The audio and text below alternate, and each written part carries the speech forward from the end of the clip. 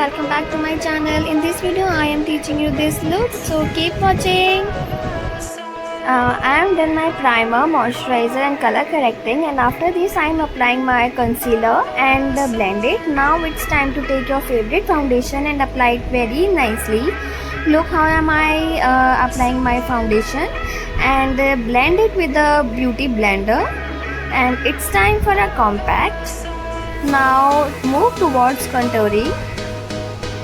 It makes your face look a little slim, and it's time for blusher and blusher. It's my favorite part of the makeup. I'm loving applying lots of blusher, and to shine it's compulsory to apply highlighter, and it's a highlighter from Color Bar. And for a cute pout you have to sure to highlight your lips as well. And here is my look. Hope you guys love it. Wait for my next video and keep supporting, keep watching. Bye bye.